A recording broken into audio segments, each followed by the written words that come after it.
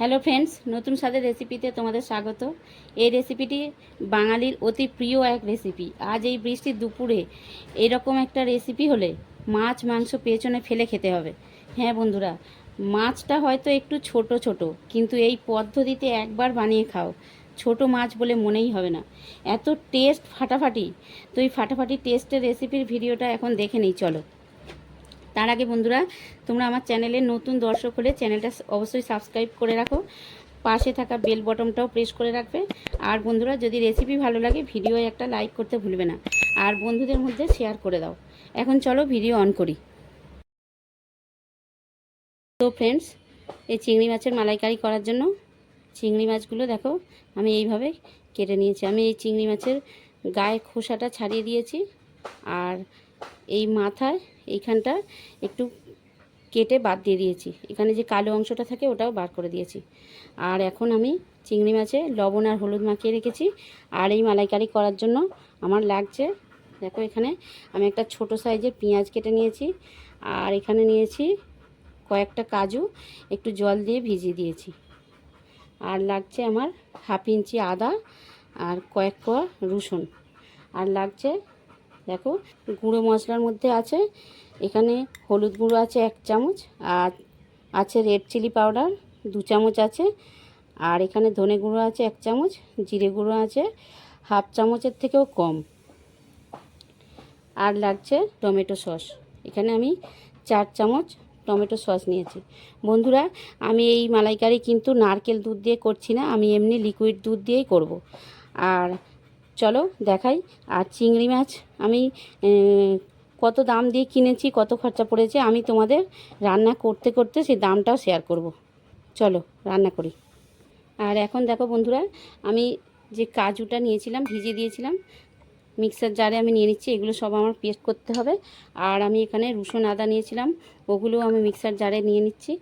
আর নিয়ে নিচ্ছি পেঁয়াজ, এই কুচনো পেঁয়াজটাও নিয়ে নিচ্ছি।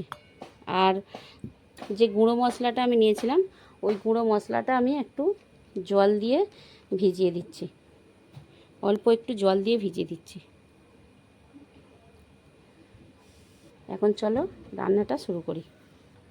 এখন চিংড়ি মাছগুলো ভাজার জন্য আমি একটু তেল দিয়ে দিচ্ছি।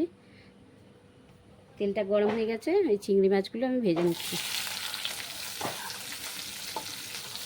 খুব বেশি ভাজার দরকার নেই, এরকম ভাজা হলেই চলবে। চিংড়ি মাছ আমি একটা জায়গায় তুলে নিচ্ছি। ওই কড়াইতে আমি আরও একটু তেল দিয়ে দিচ্ছি। এখন ওই তেলের মধ্যে 2টো এলাচ আর একটু দারচিনি দিয়ে দিচ্ছি। একটু ভাজা ভাজা করে নেওয়ার পরে আমি যে পেস্ট বানিয়েছিলাম আদা রসুন পেঁয়াজ আর কাজু, ওই পেস্ট আমি দিয়ে দিলাম। মশলার কালার চেঞ্জ হয়ে গেছে দেখো।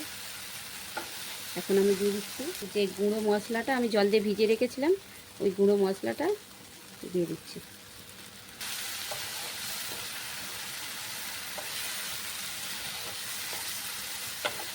একটু কষিয়ে নিয়েছি 2 মিনিট নাড়াচাড়া করে নেওয়ার পর দেখো টমেটো সসটা আমি দিয়ে দিলাম। আর এই সঙ্গে দিয়ে দিচ্ছি আমি এখানে 250 মিলিগ্রাম লিকুইড দুধ নিয়েছি। দুধটা আমি উষ্ণ গরম করে নিয়েছি, এই দুধটা দিয়ে দিলাম।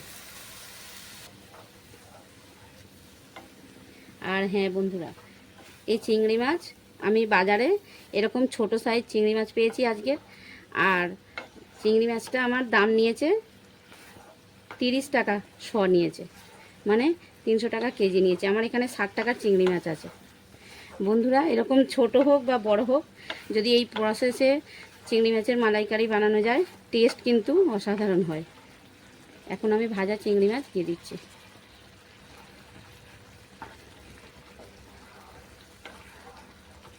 আর এখন দিয়ে দিচ্ছি স্বাদ মতো লবণ। এখানে আমি একটু চিনিও দিয়ে দিচ্ছি। এখন গরম গরম ভাতের সঙ্গে পরিবেশন করতে হবে। তো আজকের মতো ভিডিও এইখানেই। ভিডিও দেখার জন্য বন্ধুরা তোমাদের ধন্যবাদ।